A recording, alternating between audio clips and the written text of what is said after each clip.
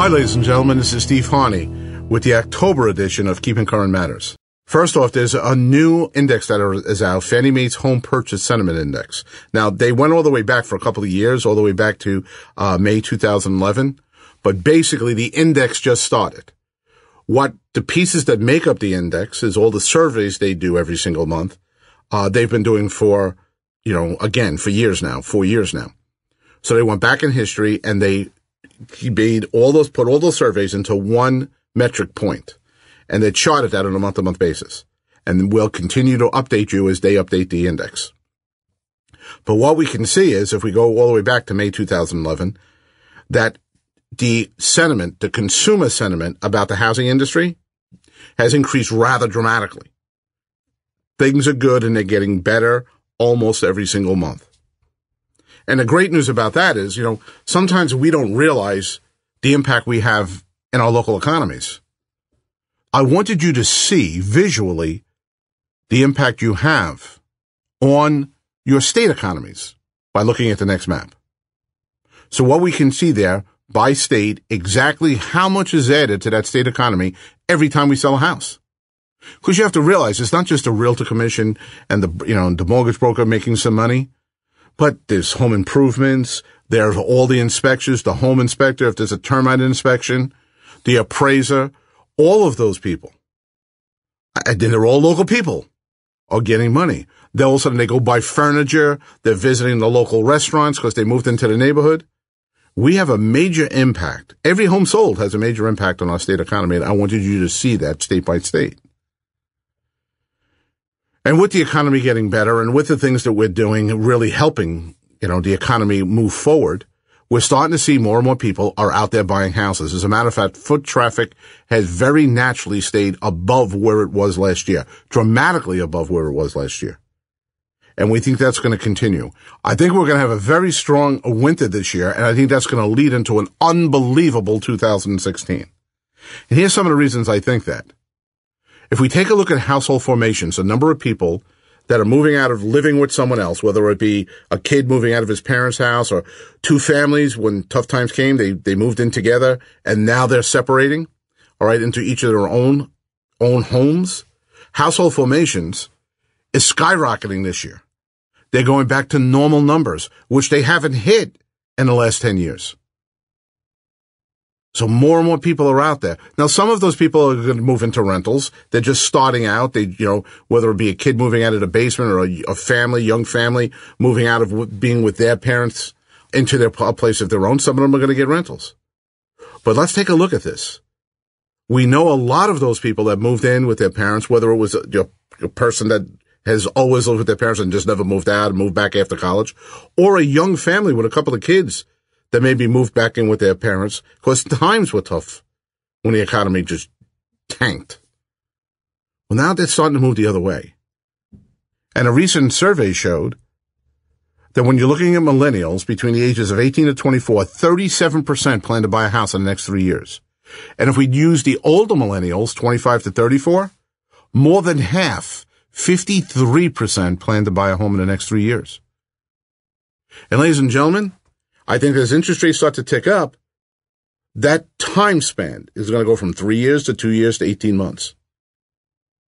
We have to be prepared for that increase in demand of those people. As a matter of fact, I think they're out there already. NAR shows that the number of first-time home buyers has increased to 32%. Still below historic norms, but it's increased over what it was last month and last year.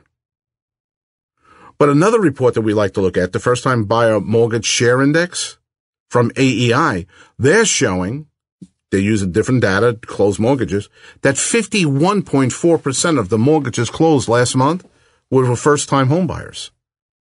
Let's forget whose numbers are right. The important thing is there are a lot of first-time home buyers coming into the market. As a matter of fact, looking at the AEI numbers, the number of primary owner-occupied first-time buyers, purchase mortgages, increased 20% this year over the same month last year. We're looking at big numbers, ladies and gentlemen. They're coming into the market. And they might not be coming from an apartment. There was a whole bunch written that as we went more to renters and the home ownership rate dropped, that people weren't interested in staying in a house, that they really wanted to be in an apartment over the pizzeria. And there was a whole bunch written on that. But here's a pretty interesting stat.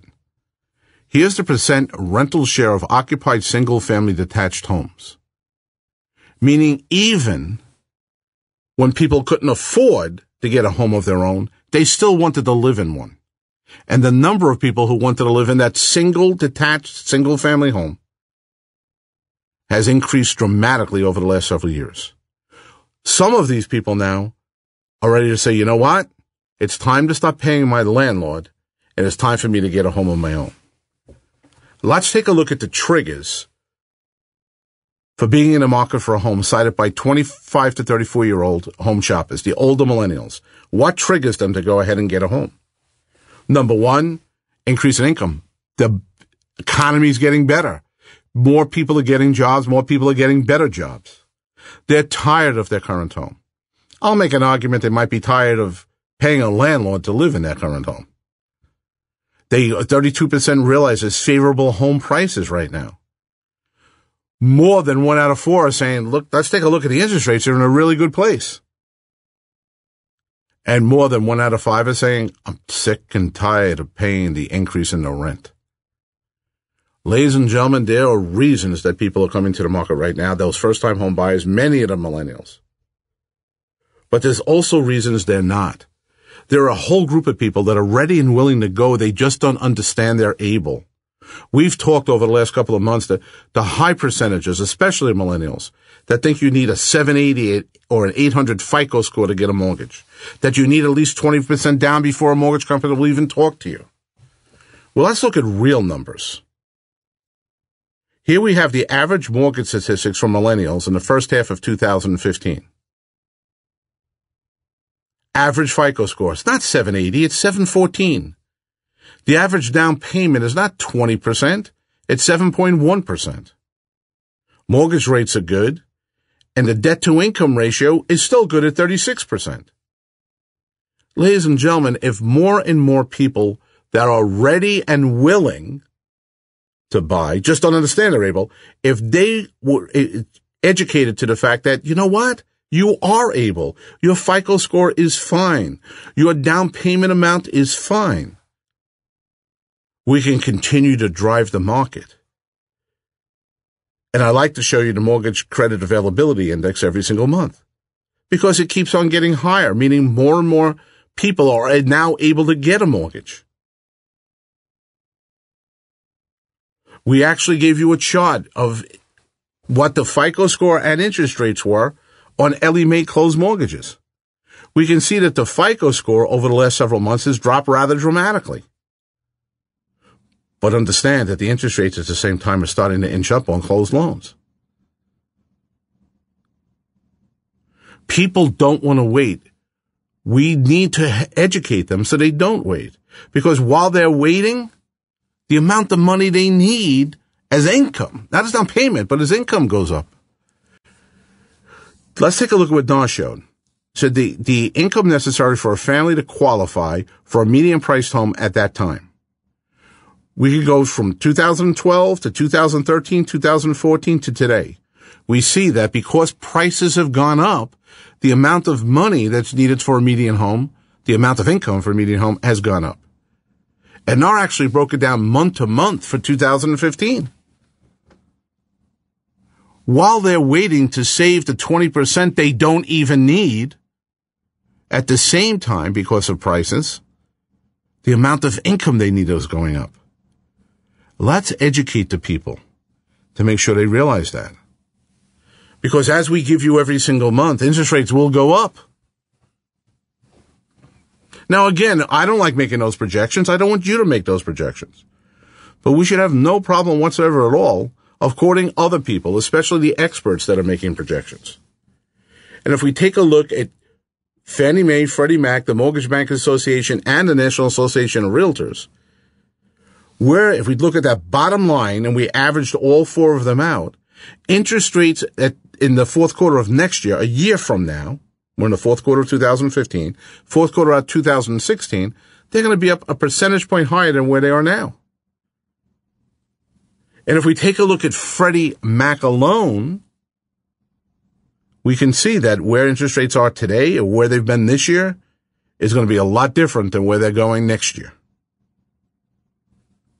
Now, when we're talking about interest rates and we're talking about mortgageability, everyone likes to think about the first-time home buyer. I wanted to share with you some information we received on another study that just came out. And this is about sellers.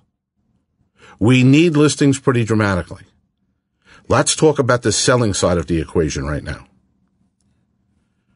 A recent survey performed by Edelman Berlin for HSF affiliates showed that 23% of homeowners are considering selling their home but haven't put it on the market for sale yet.